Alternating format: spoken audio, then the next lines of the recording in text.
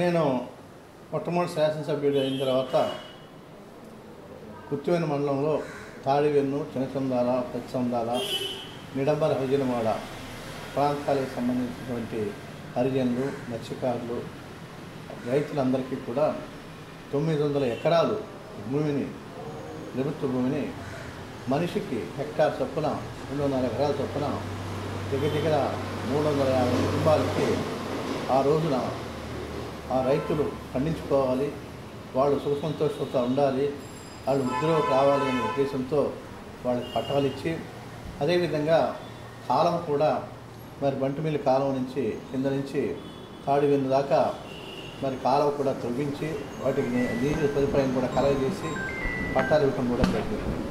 ఆ విధంగా కొన్ని సంవత్సరాలు వాళ్ళు దాని మీద వ్యవసాయం చేశారు. మంచి మరి జీవనోపాధి కలిగింది, వాళ్ళకి చాలా చక్కగా ఆనందంగా కూడా ఉన్నారు.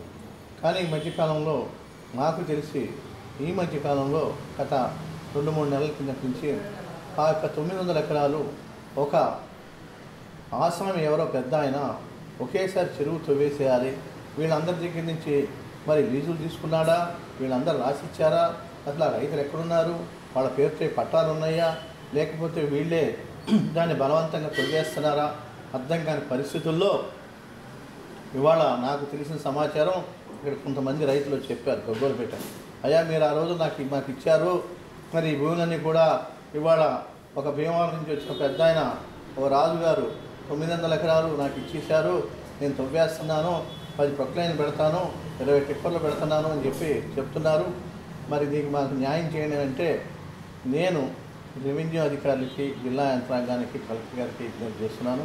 దీని మీద వెంటనే తక్షణం దృష్టి సారించి చర్యలు తీసుకోకపోతే పేద రైతులు, హరిజనులు, బడుగు బలహీన వర్గాలు, బీసీలు అన్యాయం అయిపోతారు. అందరూ కూడా వాళ్ళకే ఇచ్చాం. ఆ రోజున ఇక్కడే కాదు, కోడు తిప్ప ప్రాంతంలో కూడా 1500 ఎకరాలు ఆ రోజున మత్స్యకారులకి పట్టాలు ఇవ్వడం కూడా జరిగింది.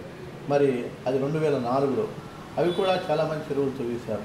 అలాగే విధంగా ఇంతేరు, చిన్నపాండ్ర ప్రాంతంలో ఇంతేరులో ఉన్నటువంటి మరి మత్స్యకారులకి, అలాగే చిన్నపాండ్రలో ఉన్నటువంటి హరిజనులకు కూడా దగ్గర 1100 ఎకరాలు పట్టాలు ఇస్తే ఆ మధ్యన మరి గత ప్రభుత్వంలో ప్రజాప్రతినిధులు తవ్వటం, రైతులు అడ్డం పట్టడం, గొడవలు జరగటం కూడా జరిగింది.